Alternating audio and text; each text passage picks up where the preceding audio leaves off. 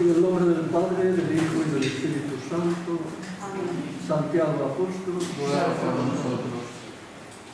ante todo muchas gracias, porque la hora la verdad es que no facilita mucho esta presencia, pero bueno, se ve que tienen interés y esta preocupación, y ojalá yo supiera responder con lo que les voy a decir pues a esa inquietud que ustedes manifiestan. Yo había pensado hacerles una reflexión sobre el Año Santo y la historia de los años santos, de no todos, pero los más significativos que hasta ahora hemos vivido. Creo que les puede interesar a la hora también de acercarse a tantas y tantas personas, ojalá que sean muchas, las que, bueno, pues este año, a lo largo de este año, vengan con motivo de la celebración de este Año Santo bianual. ¿Qué es un Año Santo? Porque, claro, por ahí tenemos que empezar.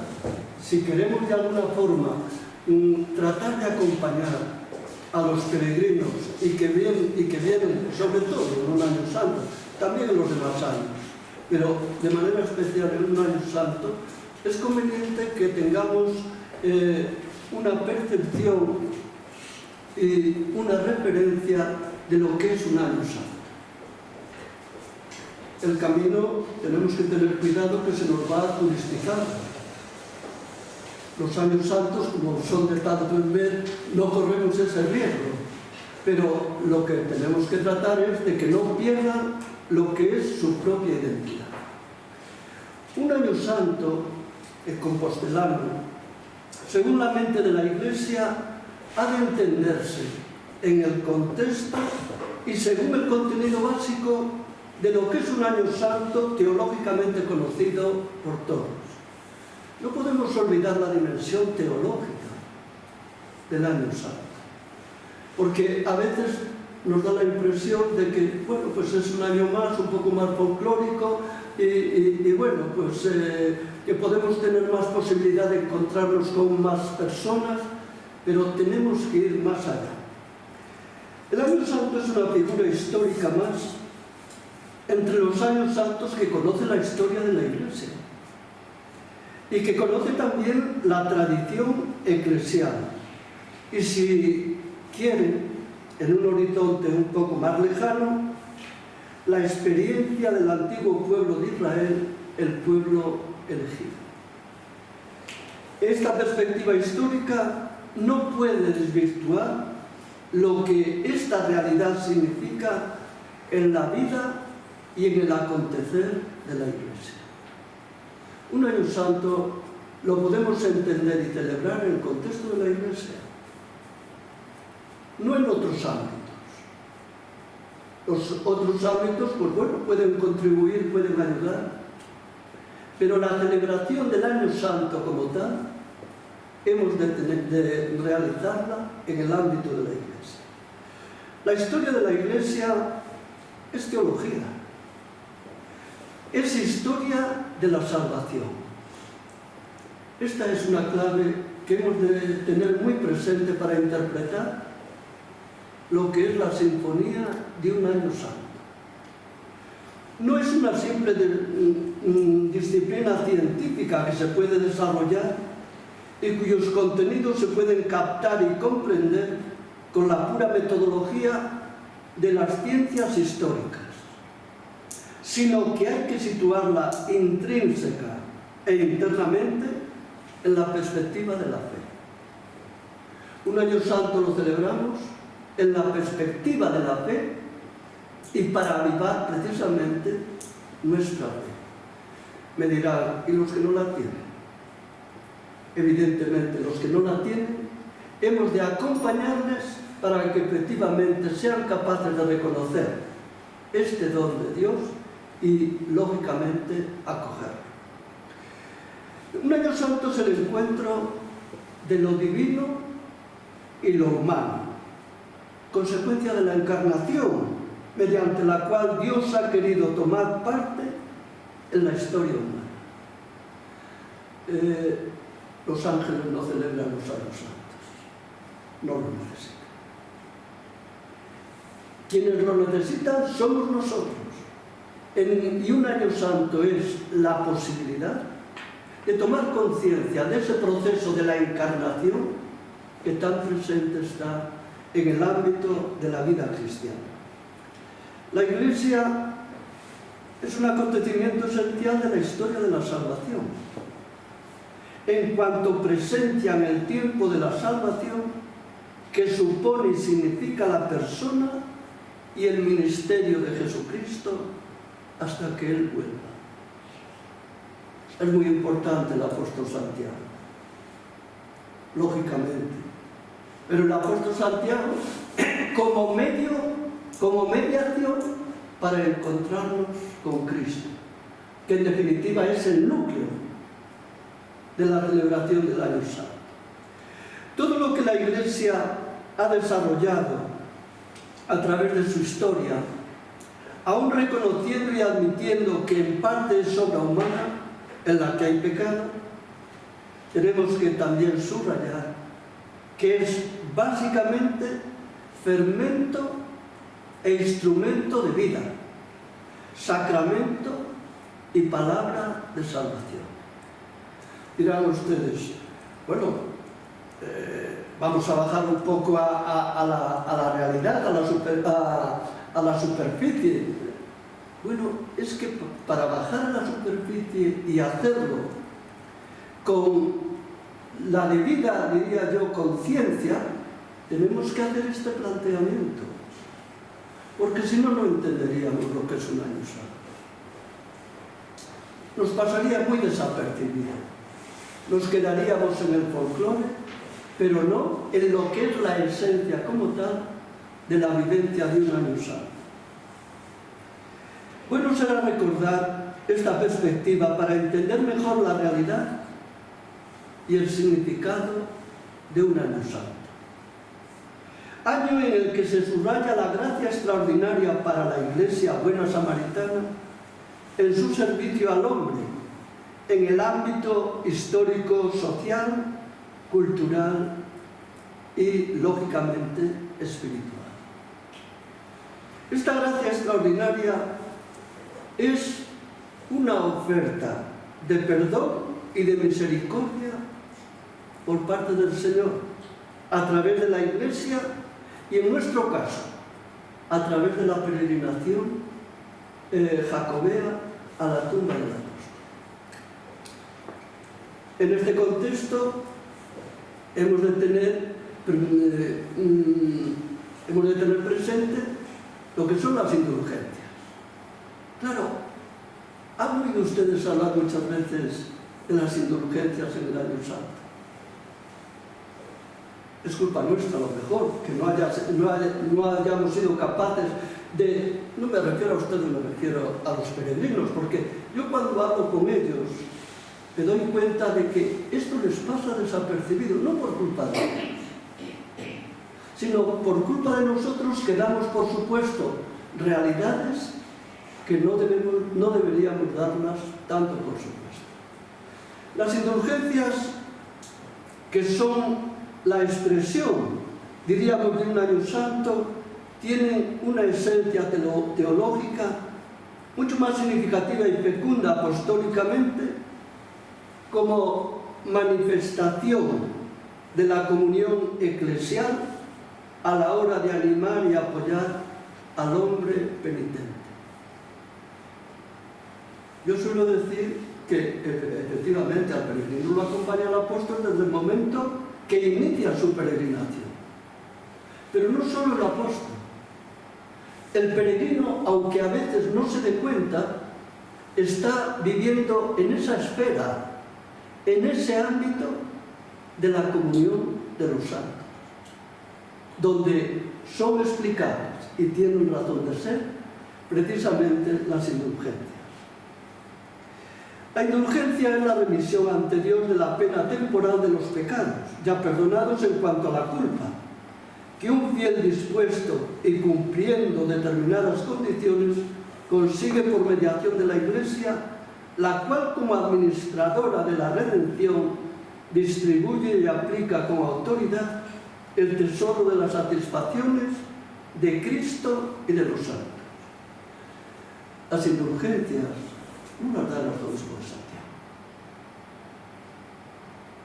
Las indulgencias las concede la Iglesia en el ámbito de la comunión de los santos. En el despertar de la Iglesia en las almas, dice Romano Guardini, Romano Guardini ciertamente hizo un gran estudio sobre los años santos, sobre todo romanos, evidentemente, pero lógicamente aplicables a nuestro año santo compostelano. Dice él: en el despertar de la Iglesia en las almas hay un despertar de la tendencia eclesial, del sentido de la penitencia y una capacidad de entender las indulgencias. Vivir esa dimensión penitente de la indulgencia plenaria con sentido de Iglesia, con la conciencia de que el pecado y los pecados siempre son públicos y de que el perdón debe ser público, que siempre tiene que venir del Señor, pero a través de la mediación de la comunión de los santos, dice Romano Guardini, es una visión sugerente para la celebración de los años santos en los que la Iglesia pretende impulsar al cristiano a hacer obras de piedad, de penitencia y de caridad. Este es el horizonte en el que quiero moverme para hacer una reflexión sobre el presente del año santo compostelano y sobre la perspectiva pastoral de la celebración del mismo. Y en este sentido nos planteamos, dadas estas premisas, ¿cuáles son los objetivos de un año santo? Es importante esto. Los años santos han tenido siempre un objetivo claro: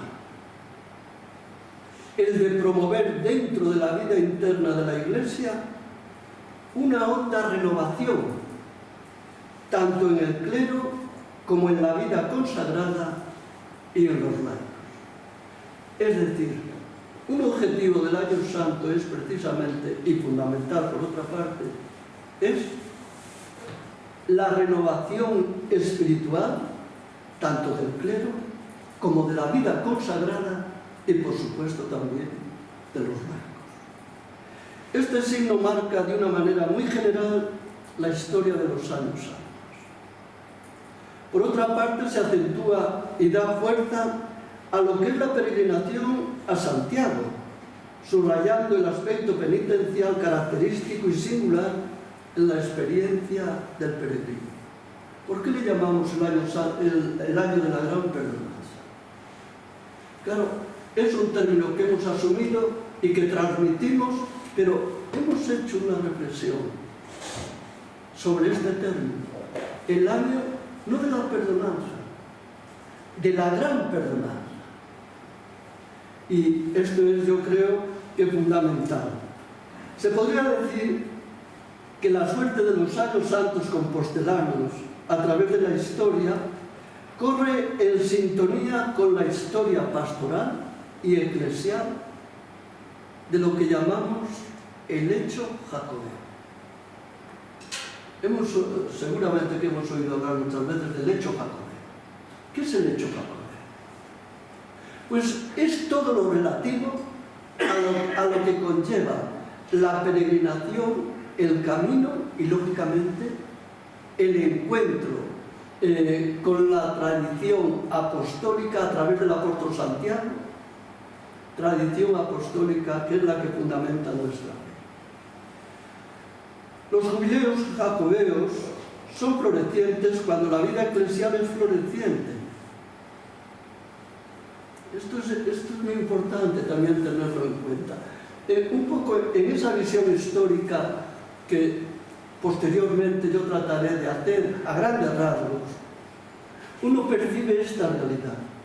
Los jubileos compostelanos, los jubileos jacobeos son florecientes cuando la vida eclesial es floreciente y no hay obstáculos civiles, políticos o sanitarios que dificulten la experiencia de la peregrinación hondamente vivida.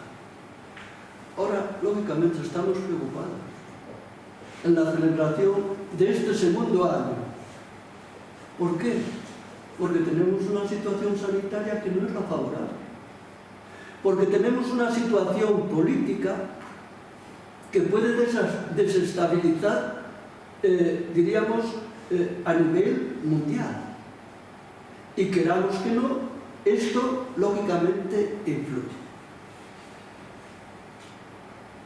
Es evidente que la Reforma Protestante, por ejemplo, me refiero a la Reforma Protestante, en el corazón de Europa y de la Iglesia, afectó profundamente a la peregrinación a Santiago. El grito antijacobeo de Lutero es una realidad.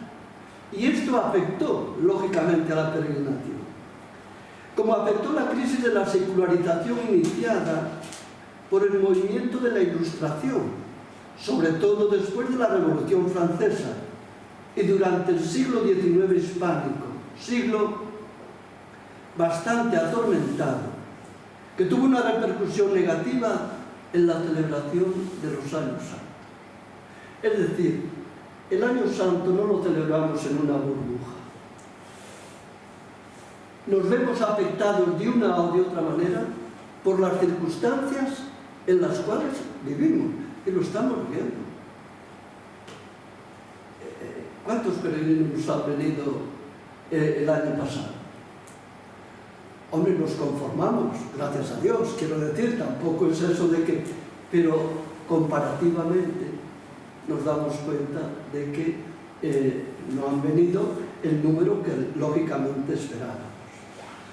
Será a partir de la bula Deus Omnipotens, en la que el Papa León XIII declara concluido de forma auténtica y para toda la Iglesia el proceso sobre la autenticidad de las reliquias encontradas en las excavaciones de la Catedral de Santiago, cuando efectivamente esto contribuya a revitalizar y a hacer que florezca la celebración de los años santos. Hoy tenemos que sortear otros ámbitos, como son los meandros del secularismo y del relativismo. Y eso lo tenemos que tener en cuenta a la hora de acoger a los peregrinos, a la hora de acompañar a los peregrinos. El peregrino no viene en una burbuja, como tampoco nosotros estamos en una burbuja. De una o de otra forma nos vemos afectados por aquello que nos rodea, y a la hora de acompañar al peregrino es necesario. No sé lo que les podremos ayudar, pero si nos ponemos en camino con él, esto lo debemos de tener en cuenta al tratar de hacernos comprender y al tratar de comprender también al peregrino que viene a nosotros. El Año Santo es un acontecimiento eclesial, religioso y espiritual. Esto es el ABC. Es el año del perdón de los pecados y de las penas por los pecados, año de reconciliación, año de conversiones y de penitencia sacramental y extrasacramental. Es tiempo fuerte de salvación y de gracia. La fuerza espiritual del tiempo declarado santo le viene sobre todo de la intercesión de la Iglesia misma. Claro, no hablo de la Iglesia como un ente que esté ahí en las nubes. Hablo de esta Iglesia de la que formamos parte y que es peregrina. Y lógicamente tenemos que darnos cuenta de que el Año Santo tendrá más fuerza o menos en la medida en que efectivamente esa oración de intercesión en la Iglesia por parte nuestra sea una realidad. La persona que reza contribuye al florecimiento del Año Santo.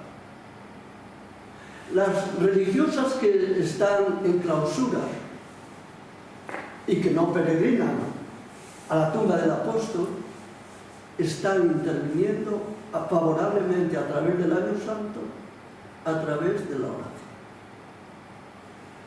La proclamación y vivencia del año santo tienen como meta la renovación interior del hombre que piensa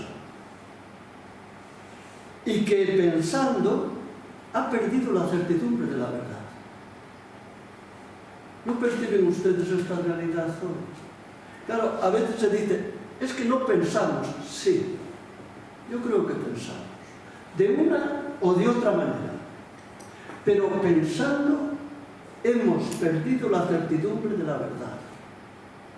Y eso sí que se percibe también. A mí cuando me dicen, es que no pensamos, hoy no pensamos. Digo, no, pensar. Si nos quitan el pensar, ya me dirán, a ver lo que nos queda. Pero ese pensar nos ha llevado muchas veces a perder la certidumbre de la verdad. No voy a entrar ahora en cuáles pueden ser las causas, los factores, pero esa es la realidad. Del hombre que trabaja y que trabajando se ha dado cuenta de haberse extrovertido en tal grado que no realiza ya suficientemente un coloquio personal consigo mismo. Estamos llenos de faenas, llenos de tareas y nos encontramos con nosotros mismos. Es muy difícil, es muy difícil. Nos hemos extrovertido tanto que no realizamos ya suficientemente un coloquio personal con nosotros mismos. Claro, se puede decir, hombre, es que estamos, vamos, más allá. Si empezamos a hablar con nosotros mismos, no me refiero a eso. Me refiero a entrar dentro de nosotros mismos y tratar de ver. Yo lo suelo decir mucho en la catedral. ¿Cuáles son esas últimas o penúltimas preguntas que cada uno de nosotros llevamos dentro y a las que hay que darle una respuesta? Y a veces, tanto el que tiene trabajo como el que no lo tiene por distintas causas, efectivamente nos extrapolamos y somos incapaces de entrar en ese diálogo con nosotros mismos. Del hombre que goza y se divierte disfrutando tanto de los medios excitantes de una superficial experiencia que se siente enseguida aburrido y desilusionado de ella. A mí muchos jóvenes me dicen, estamos aburridos, estamos desilusionados. Jóvenes que efectivamente están viviendo en un ámbito en donde las experiencias de diversión y excitantes no les faltan.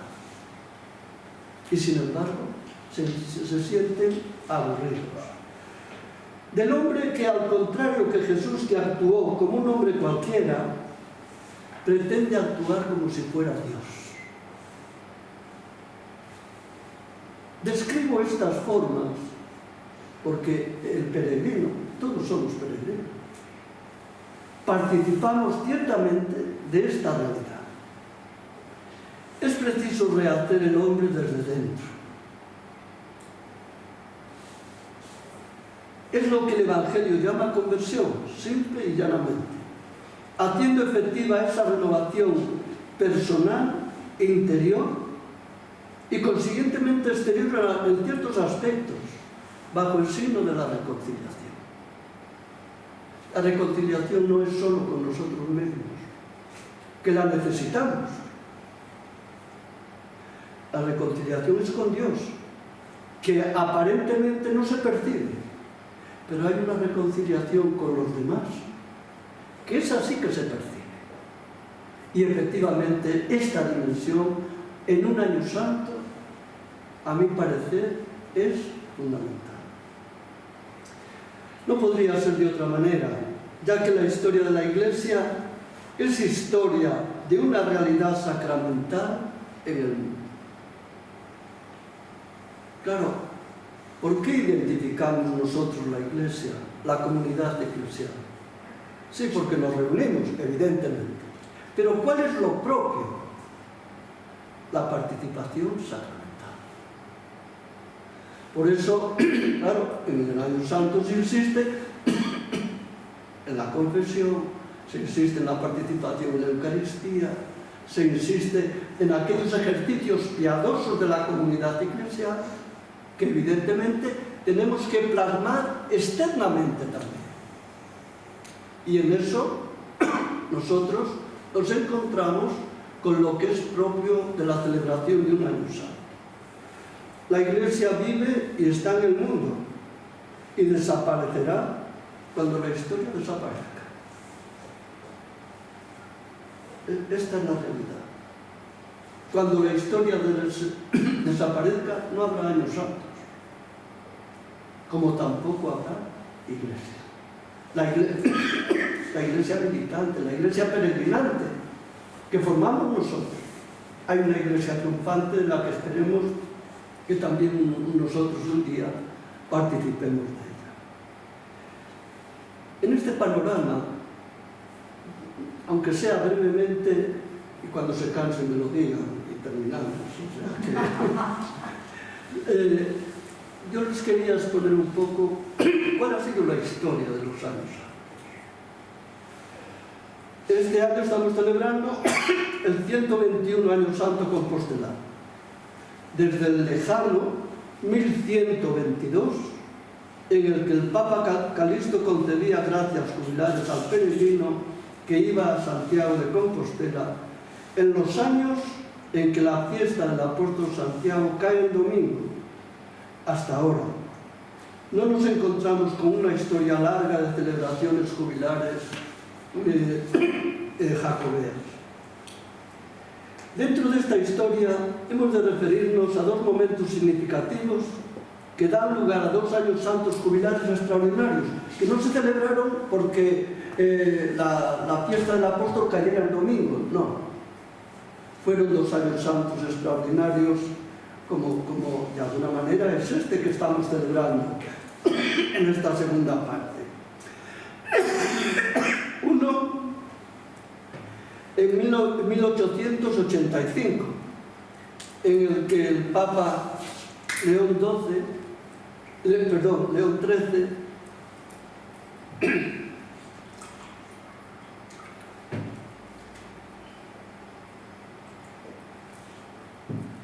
promulgó, como les había dicho antes, la bula Deus Omnipotens con motivo del hallazgo de las reliquias del apóstol en el subsuelo de la catedral. Y el Papa convocó un año jubilar compostelano extraordinario. Y otro en el 1938. Tampoco este año la fiesta del apóstol caía en domingo. Pero el Papa nos lo concedió como posibilidad de que los combatientes en nuestra guerra civil pudieran acudir a Santiago, buscando y ofreciendo el perdón con la esperanza de afirmar la paz. En la bula de convocatoria de este año santo, así se dice, pudieran acudir a Santiago buscando y ofreciendo perdón, con la esperanza de afirmar la paz. Los acontecimientos civiles se incluyeron en la historia de los años santos. Ya les había comentado de que no se celebran en una burbuja, pero nunca llegaron, esto también hay que subrayarlo, a mi modo de ver, nunca llegaron a vaciarlos de contenido esencial, por muy fuertes que fueran los acontecimientos que rodeaban a los años santos, nunca llegaron a mediatizarlos y lógicamente a vaciarlos de su contenido esencial, de su contenido pastoral y religioso y de la finalidad propia y específica. Habría que recordar los años santos de 1943, 1948 y 1954. El primero vivido en el entorno del final de nuestra guerra civil y en plena Segunda Guerra Mundial, un año santo marcado por la historia reciente de la guerra y con una fuerte impronta hispánica. Es un año en el que de manera especial sirve para afirmar nuestra identidad hispánica, como reacción a todo lo que realmente estábamos viviendo en el contexto de la Segunda Guerra Mundial. En 1948, terminada ya la Segunda Guerra Mundial, el Año Santo tiene su referencia en la gran peregrinación de jóvenes de la Acción Católica, en condiciones difíciles y sacrificadas, con referencia a nuestra propia historia, con referencia a Europa y con referencia, ya entonces, al mundo hispanoamericano. Hay fotografías que se conservan ya de esta gran peregrinación de jóvenes que realmente nos admiran y nos llenan de ternura, porque, claro, no nos hacemos una idea de lo que en aquel momento se estaba viviendo. En el 1948, claro, yo tenía 2 años. La mayoría de aquí, pues ni siquiera. Quiero decir que no nos hacemos una idea al respecto. Este fue un año santo que tiene una referencia en esta magna peregrinación de jóvenes en condiciones no fáciles. Y eso sí, yo quiero subrayar este aspecto. Se hacía referencia a España, se hacía referencia a Europa y se hacía referencia al mundo hispanoamericano. Ya hay 3 vertientes en este Año Santo que efectivamente después las hemos visto reafirmadas en los años santos posteriores. Pero a mí me ha llamado mucho la atención de que ya en este momento, sobre todo la dimensión hispanoamericana, quedara suficientemente reflejada. Fue la peregrinación de monjes y soldados, al decir de aquel momento, que dejó una gran impronta en la historia de la Iglesia española y es decir, en la historia de España. No tuvo igual repercusión en Europa. El Año Santo de 1954 viene caracterizado por la dimensión mariana. La celebración del Año Santo no está al margen de los acontecimientos significativos que ha vivido la Iglesia. En 1954 se define el dogma del misterio de la Asunción de Nuestra Señora a los cielos y tuvo una extraordinaria repercusión pastoral y espiritual, sobre todo en el contexto diocesano. Los años santos posconciliares. El de 1965 coincide con la última sesión del Concilio Vaticano II. La apertura a Europa y la dimensión universal del año jubilar, facilitada por la presencia en Roma de los obispos de todo el orbe católico, serán los acentos propios de este Año Santo de 1965. La colaboración del gobierno fue notable en este momento y se notó en la repercusión de la recuperación de algunos tramos del Camino de Santiago. La peregrinación europea fue un hecho relevante. Llegamos de esta manera a los 4 últimos años santos del siglo XX, el 71, el 76, 82 y 93. Casi, sobre todo el de 93, pues casi lo tocamos nosotros con la mano. Años vividos hacia dentro de la Iglesia, marcados por la situación tensa de un proceso de transformación eclesial y social con la afluencia de peregrinos, no solo de España, sino de Europa, en plena efervescencia de la realización de lo que había sido el Concilio Vaticano II. La peregrinación a pie adquiere un relieve primordial y nace en el proceso de renovación postconciliar la liturgia de la acogida del peregrino.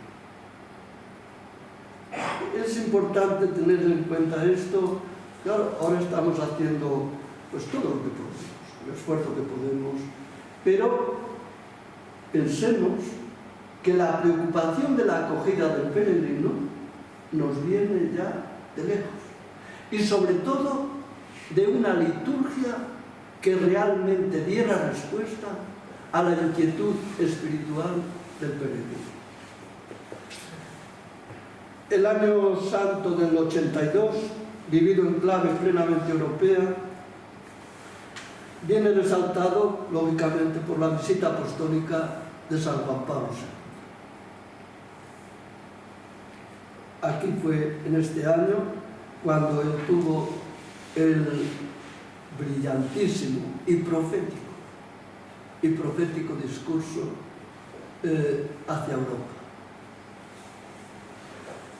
El Papa se dirige a Europa estando presentes representantes de las instituciones europeas, de las universidades, de los grandes monasterios y de una gran parte muy representativa, no solo del episcopado español, del episcopado europeo. Discurso bellísimo en el fondo y en la forma, en el que el Papa hace un diagnóstico preciso sobre la crisis espiritual europea y que marcó un hito en la historia de este momento.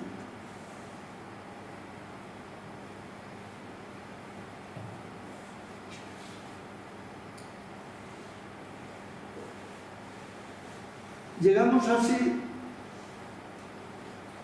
una vez más la condición profética del Papa Juan Pablo II se ponía de relieve anunciando los acontecimientos, siendo los hechos los que le darían la razón, como lo hemos podido comprobar.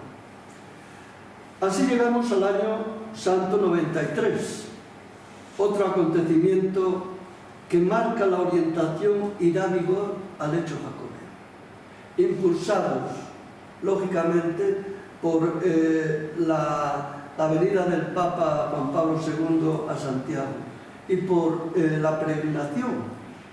La Jornada Mundial de la Juventud, efectivamente, el año 93, tiene un impulso significativo a la hora de reavivar lo que es el hecho jacobeo. Es la celebración de la Cuarta Jornada Mundial de la Juventud en Santiago de Compostela en agosto de 1989, que marcó un hito también en la celebración de las Jornadas Mundiales Europeas. Diríamos que aquí se forjó el esquema que se ha seguido, claro, en distintas circunstancias y con distintas posibilidades, pero el esquema fundamental se forjó precisamente aquí en Santiago. La larga preparación de esta jornada, la efectiva participación de los jóvenes peregrinos de toda Europa, con algunos grupos significativamente más pequeños de otros continentes, a presencia del Papa en los últimos días, dejaron una huella indeleble en la historia de la peregrinación a Santiago.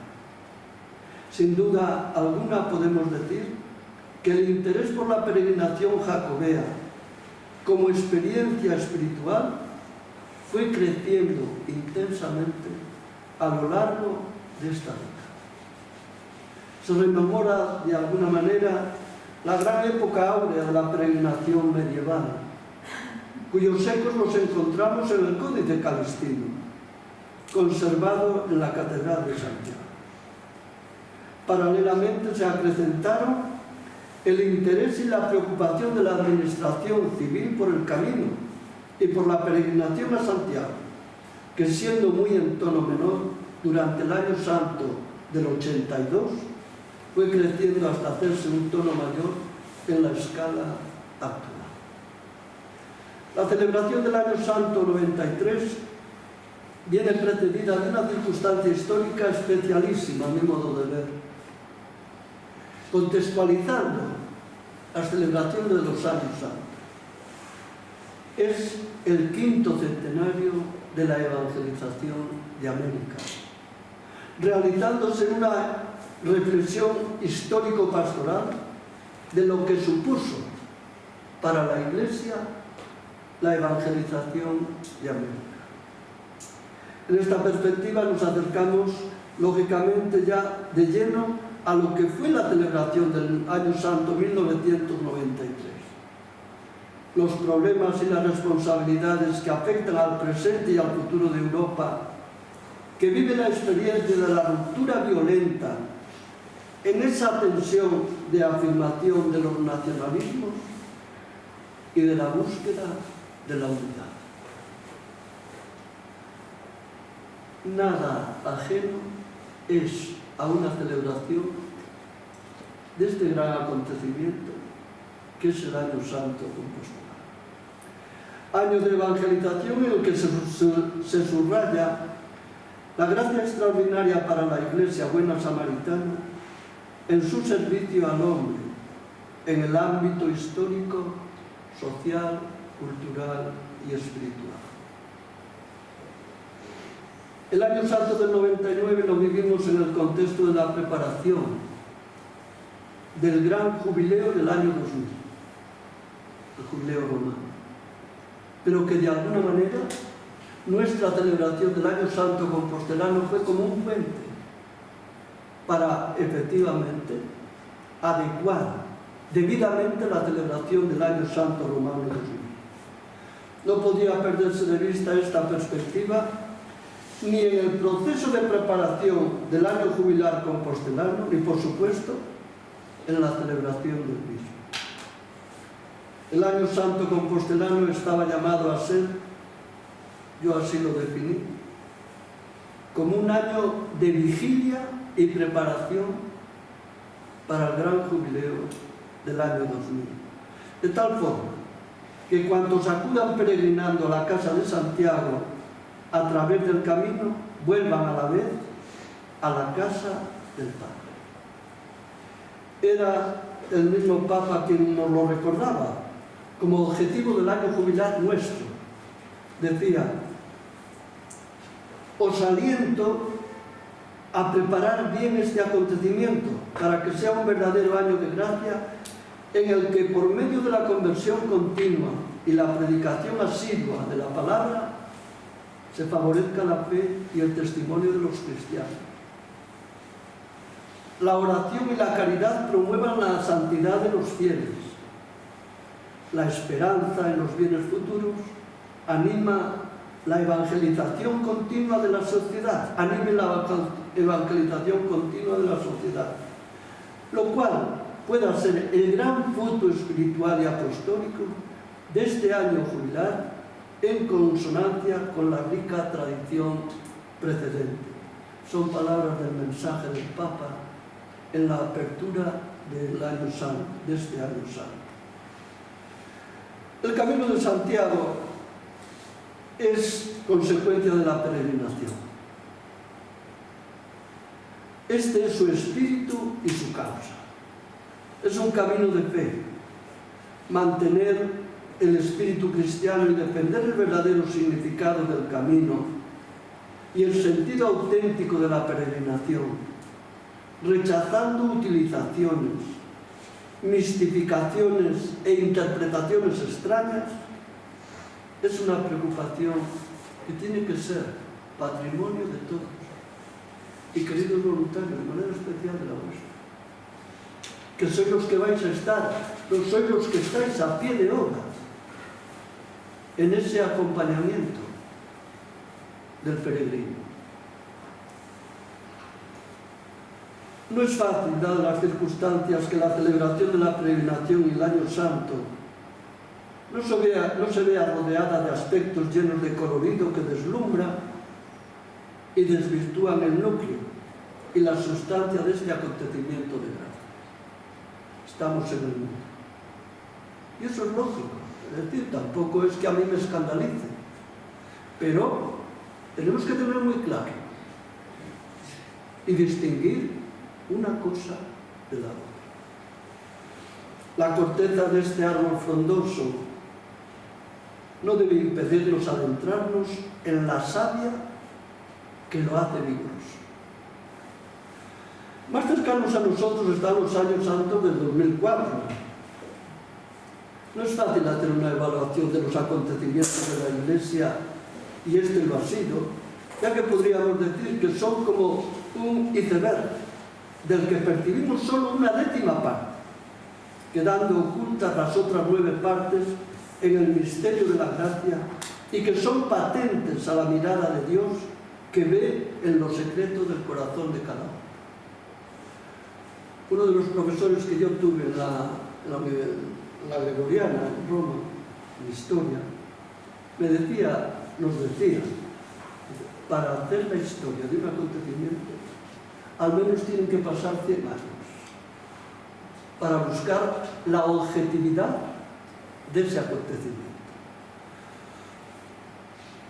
Claro, nos parecerá, hombre, entonces ya todos calmos, pero realmente es así, es así. En todo caso, el Año Santo Compostelano 2004, más allá del mero símbolo exterior, ha sido expresión de una concepción determinada del hombre y de su relación con Dios, de la presencia de lo sacro en el corazón de nuestra civilización, de la distinción entre lo temporal y lo espiritual. El año 2004 ha sido un tiempo de evangelización.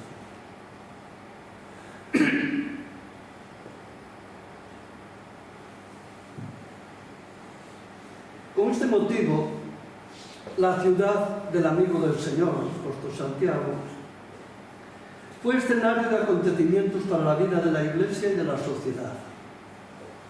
Recordamos, por ejemplo, el Congreso de Religiosidad Popular, el encuentro de la Comisión del Episcopado de la Comunidad Europea, la peregrinación europea de jóvenes y el encuentro internacional de familias, el de rectores y formadores de seminarios mayores, el de diáconos permanentes y la peregrinación de la Conferencia Episcopal. Claro, también este año ha venido la Conferencia Episcopal, pero no ha sido algo que ha brotado así de la nada. Ciertamente, en el 2004, en el año 2004, fue cuando se inició todo este proceso. El primero del tercer milenio y en los tiempos de la llamada posmodernidad ha sido un año santo que ha hecho una llamada a recuperar el contenido esencial de la antropología católica. Claro, el bueno de Lutero se mete mucho con el año santo compostelano, porque efectivamente él se dio cuenta de que el año santo compostelano recuperaba lo que es la esencia de la antropología católica. Y por eso él ve con muy malos ojos la celebración del año santo. En un momento en el que el proceso iniciado en el siglo XVI no ha culminado. Es menester resaltar las dimensiones antropológicas de servo católico que se encierran en el mensaje del peregrino. ¿Y cuáles son esas dimensiones? Pues, primero, la bondad de la creación. Hoy hablamos de ecología y evidentemente con toda la razón. La ecología nos tiene que llevar a descubrir la bondad de la creación. Y esto lo significa la peregrinación jacobea en el año santo. La amenaza y consecuencias del pecado. Claro, este planteamiento para Lutero inadmisible. Homos justus, simus justus el pecado. Y ahí él se bloquea. Tenemos también las posibilidades que tiene el hombre para ser sanado, convertido y perdonado. La presencia de la gracia en la creación imperfecta, creación que está en un camino de llegar a la plenitud, recogiendo lo que dice el apóstol Pablo a los romanos, la carta a los romanos. El hombre peregrinando es fiel a sí mismo, aunque no consiste la gracia del viaje en felicidad terrena. Claro, si yo les pregunto, ¿son felices? Bueno, cada uno sabrá lo que puede contestar. Pero estoy seguro que es muy general. Sí, soy feliz, pero evidentemente necesitamos algo más de aquello que con lo que teóricamente nos sentimos felices. El peregrino hace el camino con esa seguridad que solo dan las cosas de Dios venidas de Dios. Después de acompañar espiritualmente a los peregrinos en los años anteriores, años santos compostelanos, con las cartas pastorales Peregrinar en Espíritu y Verdad, Peregrinos por Gracia, he creído oportuno salir al encuentro de los peregrinos del Año Santo Compostelano 2010, que casi lo tocamos, con la carta pastoral Peregrinos de la Fe y Testigos de Cristo Resucitado. Yo no sé si he acertado. La preocupación mía era efectivamente que quien pudiera leer estas pastorales también pudiera sentirse acompañado en este proceso de la peregrinación.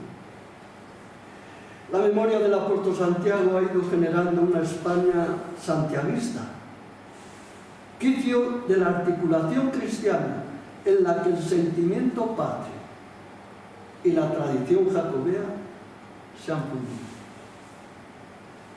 Compostela refulge como cabeza de la España cristiana y de la entera hispanidad, es decir, de los anchos mundos por los que se han derramado la presencia, la fe y la lengua de los españoles. En el Camino de Santiago son patentes las dimensiones de la hispanidad y también de la europeidad, que no es que sean de ahora, ya les decía que ya son muy anteriores. Pero Compostela alcanza o revalida ahora, además la dimensión de la universalidad que le otorgó en este caso concreto la presencia del Papa Benedicto XVI. Tres dimensiones que vienen a lacrar con el sello de la apostolicidad en el año santo del 2010. Una inefable presencia que puede sustanciarse familiarmente en esta formulación que hicimos entonces. Pedro, el de Roma, ha venido a abrazar a su hermano Santiago, el de Compostela. Un poco el eslogan con el que de alguna manera nosotros quisimos pues sintetizar lo que significó la venida del Papa Benedicto XVI en el año santo del 2010. Esta vez la presencia en Compostela del sucesor de Pedro, referencia suprema de la fe, como norma dejada por Jesucristo a su Iglesia, aumenta la oportunidad de someter a juicio de ponderación el hoy de nuestra fe. Nos encontramos en un momento de crisis para la fe cristiana, no solo como una realidad numérica, que también, sino también como una novedad antropológica. Ahora estamos celebrando el Año Santo 2021-2022, por gracia del Papa Francisco. Yo me dirigía a los peregrinos con la pastoral: sal de tu tierra, el apóstol Santiago te espera. Y debido a la pandemia, publicaba otra pastoral con el título La esperanza de peregrinar a Santiago de Compostela. como dos claves. A lo mejor no acerté, pero la preocupación mía era ofrecer dos claves para que efectivamente el peregrino pudiera interpretar lo que es la hermosa sinfonía de esta peregrinación, de esta celebración del Año Santo compostelano. Hasta aquí, someramente y brevemente, lo que efectivamente han sido la historia de los Años Santos compostelanos. Se lo digo no para que pues retengan todos los datos, sino para que ustedes tengan como esa dimensión que les sitúe a la hora de acompañar a aquellos peregrinos que lógicamente pues tengan que acompañar. En este sentido, ya quizá más conocido por ustedes, es referirme a lo que ha sido la peregrinación ayer y hoy. El Camino de Santiago conduce a la tumba del apóstol Santiago en la ciudad que lleva su nombre, en el Finisterre galaico, desde los puntos más diversos de España y de Europa, y habría que añadir también de otros países, lógicamente, porque hoy la peregrinación es mundial. Ha vuelto a cobrar una inusitada actualidad en los últimos años. Esto lo hemos vivido, lo hemos constatado. El número de peregrinos que lo recorren al tradicional estilo de la venerable peregrinación medieval, junto a aquellos que lo hacen valiéndose de otros medios modernos de locomoción, crecía constantemente. La pandemia pues ha sido ese palo entre las ruedas que de alguna manera nos ha bloqueado lo que pudiera ser este proceso. Desde esta perspectiva echamos una mirada de fidelidad a nuestro pasado de fe, una mirada a los desafíos del presente y una mirada hacia el futuro para ver cómo consolidar la obra inicial. Porque claro, nosotros podemos pensar en, bueno, estamos en el Año Santo ya y después se acabó. No. Nosotros tenemos que pensar en el futuro siempre, conociendo el pasado y lógicamente haciéndonos responsables del momento concreto que nos toca vivir. Hemos de mirar con confianza hacia el futuro. La peregrinación tiene futuro. El Camino de Santiago tiene futuro, pero con una condición, de que no se desvirtúe. Porque si no tienen algo más que decir que lo que el peregrino percibe en la vida de cada día, lógicamente el camino y la peregrinación van a dejar de, iba a decir no de existir, sino van a dejar de tener ese aliciente que estamos notando que está teniendo ahora. Desde esta perspectiva, lógicamente, nosotros tenemos que actuar siempre con memoria, con realismo y con intuición profética. Me atrevo a pedírselo a los voluntarios. Memoria, realismo y, lógicamente, intuición profética. La peregrinación desde el punto de vista histórico-religioso no es otra cosa que el viaje emprendido individual y colectivamente para visitar un lugar santo, donde se manifiesta de un modo particular la presencia de un poder sobrenatural. No perdamos nunca de vista esta realidad. A mí a veces digo, ¿por qué el Camino de Santiago? ¿Por qué la peregrinación? Porque tiene esa vitalidad. Es la dimensión del sobrenatural la que se nos da. Es un denominador común las peregrinaciones de casi todas las religiones. Solo el brahmanismo y la doctrina búdica prescinden de ellas. Son dos religiones que la excluyen, la peregrinación. Entre los cristianos la peregrinación tiene un doble origen. Uno, la admiración religiosa por los santos lugares que el Salvador había santificado con su presencia mortal. Y otro, el culto a los santos y la veneración de las reliquias, que eran un incentivo espiritual y el talismán para el hombre religioso de cada época. Se tenía la convicción de que el visitar determinados lugares facilitaba la unión con Cristo y con los santos. Se peregrinaba con la esperanza de lograr una curación física y con un propósito de ganar las indulgencias o cumplir una penitencia particularmente severa. Evidentemente los lugares de la peregrinación son Roma, Jerusalén y Santiago. Dante, en el siglo XIV, dice que realmente peregrino es el que va a Santiago. Es curioso la intuición de Dante, porque claro, él, lógicamente, vulgarmente, como se suele decir, él podía mirar para sus intereses. Si no, Florencia, Roma. Dice, no, el peregrino es el que va a Santiago. Los otros, el que va a Roma es un romero. Yo no he logrado entender yo por qué lo que Dante con esta expresión quiere decir. Y dice, el que va a Jerusalén es un palmero.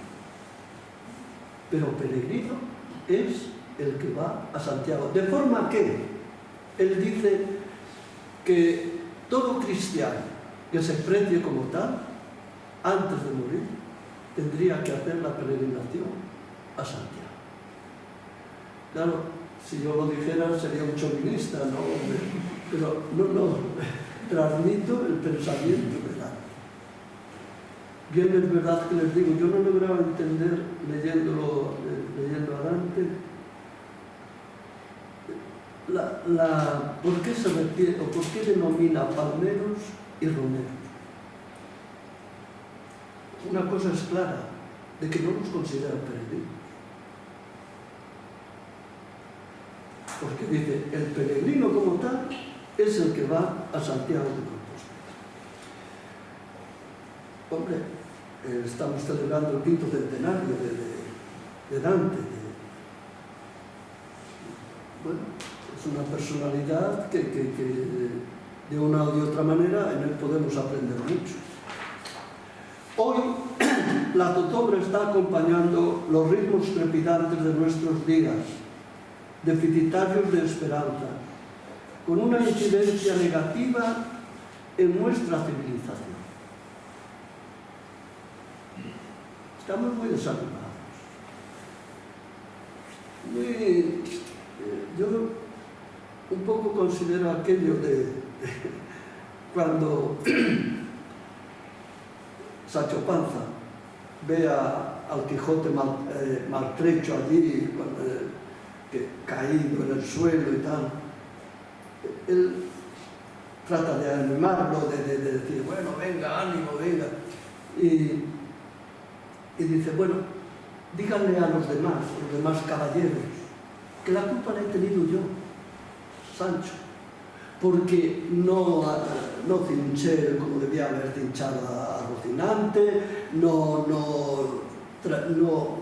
estuve atento a todos aquellos aspectos que había de tener, y por eso usted cayó al suelo. Y el Quijote le responde, amigo Sancho, en los nidos de antaño no hay pájaros o gatos. Una expresión que deberíamos de tener muy en cuenta ahora. No en esa sensación de victimismo ni de pesimismo, sino de realismo, porque el realismo también nos puede ayudar a salir de determinadas realidades y de determinadas situaciones. Decía que esta incidencia negativa se nota en nuestra civilización. Pero no es una cosa, diríamos, propia nuestra. Ya, fíjense, Zenón de Verona escribía: arranca la esperanza y cesarán todas las artes y virtudes. Estamos corriendo un momento de una gran indiferencia, pasividad, de no creatividad. Quizá porque nos falta la esperanza. Sin confianza en la existencia sobre la que nos apoyamos, reconociéndole crédito y capacidad para darnos continuidad en el futuro, no es posible aquella acción creadora que transforma la naturaleza para un mejor servicio al hombre, que suscita y redime al hombre, que lucha por superar la muerte. Esta falta de confianza nos está llevando al imperio de la trivialidad, como nos dice el gran pensador Isaac Babel.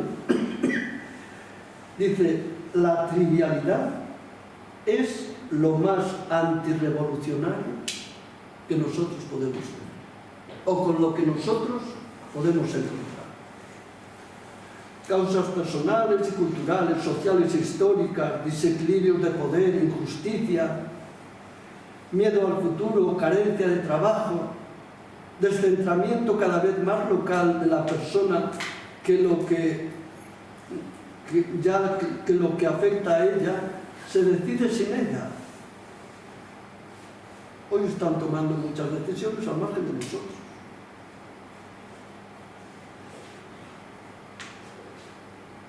Después también hay otras causas de tipo teológico: la pérdida del sentido y de la referencia última. El sentido trascendente lo estamos perdiendo. Todo ello ha contribuido a generar el laberinto actual en que nos encontramos, y todo ello se trenza hasta tal punto de que solo se superan unas causas superando otras. Es importante tener en cuenta esto. Solo se superan unas causas, solo podemos afrontar unas determinadas causas superando esas en las cuales nosotros nos encontramos.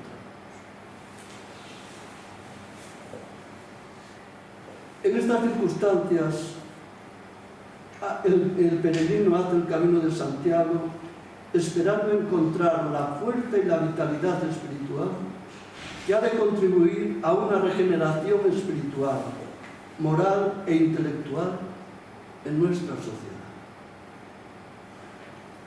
A veces los peregrinos haciendo el camino o no haciendo el camino, porque también se puede hacer peregrino, es decir, no haciendo el camino, no nos damos cuenta de lo que podemos influir en nuestra sociedad. El peregrino que ha iniciado en Roncesvalles o yo que sé, o más, quizás no se da cuenta en el día a día de lo que significa su presencia transformadora en nuestra sociedad. Y esto hay que hacérselo reconocer. El Papa Francisco nos recuerda que toda la vida cristiana es como una gran peregrinación hacia la casa del Padre, en la cual se descubre cada día su amor incondicionado por toda criatura humana y en particular por el Hijo pródigo. Esta peregrinación afecta a lo más íntimo de la persona, prolongándose después a la comunidad creyente para alcanzar a la humanidad entera. Evidentemente, lo estamos notando, cualquier cosa, incluso de una persona iluminada, que no tenga, que desconocida, puede estar influyendo en la transformación de una sociedad. El efecto mariposa que se llama vulgarmente. Y el peregrino, yo creo que tenemos que hacerle consciente de esta realidad. en los días que pasan, las noches que lógicamente a lo mejor no encuentra sentido, el peregrino está contribuyendo a la transformación de nuestra sociedad.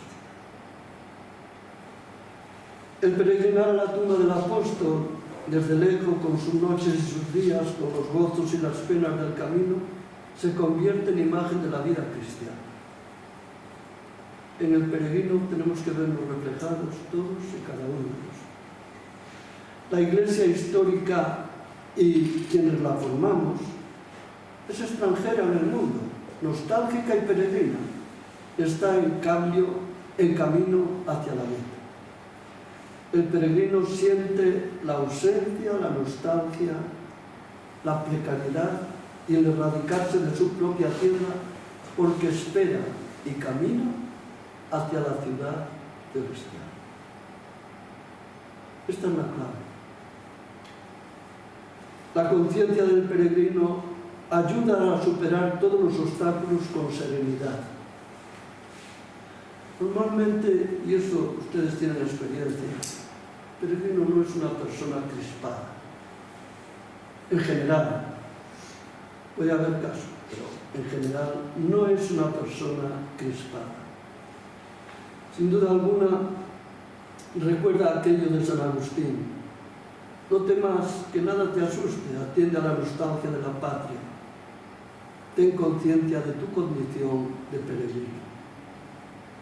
La peregrinación es el espacio que corre entre el inquieto y el reposo. Estamos inquietos constantemente en nuestra existencia, en nuestra vida. Y lógicamente esa tensión inevitablemente nos lleva a buscar el reposo. ¿Qué es lo que refleja San Agustín? Nos hiciste, Señor, para ti. Nuestro corazón está inquieto hasta que descanse en ti.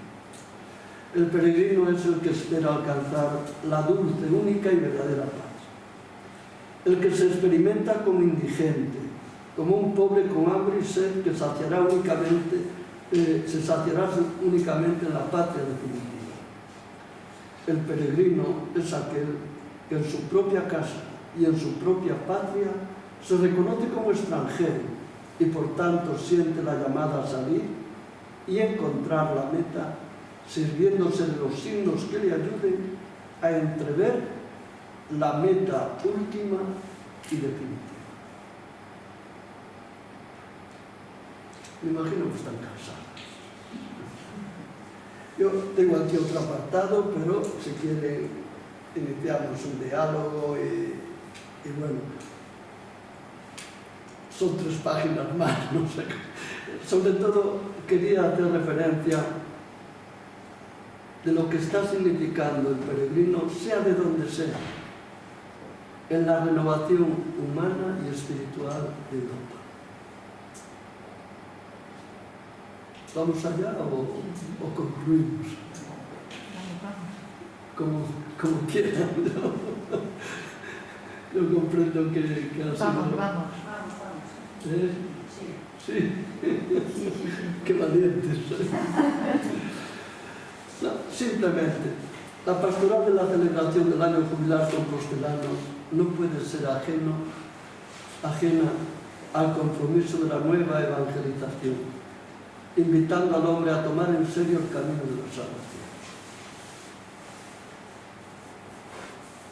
Providencialmente estamos celebrando el 5º centenario de la conversión de San Ignacio de Loyola, que fue también un peregrino. Realmente podemos calificarlo como peregrino también. La nueva evangelización es tarea urgente para la nueva Europa, donde encontramos a un hombre que trata de olvidar la muerte y que está marcado por la terrible pérdida de la esperanza en una sociedad cada vez más secularizada. Esta Europa se ha encontrado a sí misma alrededor de la memoria de Santiago. Ante la crisis de las ideologías, se impone la urgente tarea de ofrecer nuevamente a los hombres y mujeres de Europa el mensaje liberador del Evangelio. No podemos olvidar que a Europa le es consustancial el ser cristiano. Parece algo como una actitud totalitarista. No lo es, no lo es. Es decir, los testimonios que nos ofrecen Federico Ozzano, Enrique Moguel, Romano Guardini se unen a los de Tomás Eliot, que escribía: todo nuestro pensamiento europeo adquiere significación por los antecedentes cristianos. Un europeo puede no creer en la verdad de la fe cristiana, pero todo lo que dice, cree y hace surge de la herencia cultural cristiana y solamente adquiere significación en relación con esta herencia. Solamente una cultura cristiana ha podido producir un Voltaire o un Nietzsche.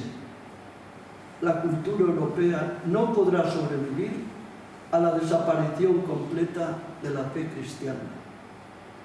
Si el cristianismo desapareciese, toda nuestra cultura desaparecería con él. Como no lo digo yo, lo digo con toda la libertad, es Tomás Eliot el que hace esta afirmación. Juan Pablo II, pues lógicamente, también hace referencia a esta realidad. La historia de la formación de las naciones europeas coincide con la penetración del Evangelio.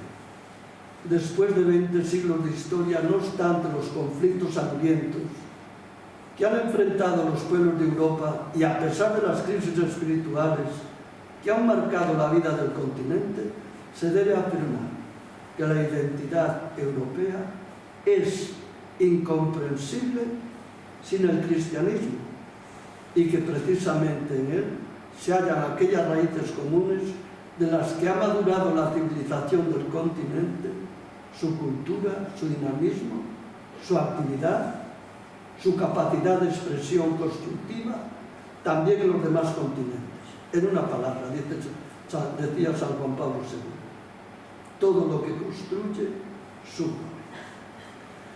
La peregrinación a Santiago, más allá del valor simplemente cultural e histórico, me atrevo a decir, tiene un valor constitutivo y constituyente de la civilización común europea. El peregrino que se pone en camino nuestros días, como antes les decía, teniendo muchas noticias geográficas, históricas y culturales, no imagina hasta qué punto la profunda vivencia espiritual cambiará su vida y generará significativas consecuencias en el entorno en el que volverá a insertarse. Se convierte en difusor de la cultura de la peregrinación y de sus valores cristianos, como son la conversión, el servicio, la solidaridad y el sentido de trascender. Sobre estos valores habrá de fundamentarse y revitalizarse la futura Europa, que ha de caminar con la conciencia de que la existencia es don y tarea para el hombre y que no puede destruir ni agotar la realidad de aquel hombre del que el hombre es realidad sagrada e inviolable y no se puede herir ni matar, despreciar o dejar morir, de que el prójimo es aquel de quien cada uno tiene que hacerse responsable, no pudiendo construir el valor, lo propio sin velar por lo ajeno. Termino con estas palabras de Sánchez Albornoz, que dice: el gran milagro de Santiago fue la atracción hacia aquel extremo y confín de España, de una España íntimamente consagrada a la batalla contra el Islam, de catervas de peregrinos, de ultrapuertos. Fueron las peregrinaciones a Compostela el vínculo inicial que unió a Occidente con la cristiandad hispana. Fue el camino de Santiago por el que llegaron allende del Pirineo hombres, instituciones, formas artísticas y literarias y por el que España en batalla al Islam aportó a Europa ideas y creaciones científicas, filosóficas, artísticas de la España islámica tras la conquista de Toledo. Termino con las palabras del Papa Francisco, que dirigía a los obispos, a los presidentes de las conferencias episcopales que se reunieron aquí en octubre del 2019. El Papa afirma: en Santiago, ciudad en el extremo occidental de Europa, confluye todo el continente. En ella se encuentran el centro y la periferia. Es por lo tanto un lugar altamente simbólico para redescubrir la gran riqueza de Europa unida en su tradición religiosa y cultural, y por eso tan distinta de tantas peculiaridades que constituyen su riqueza. Muchísimas gracias.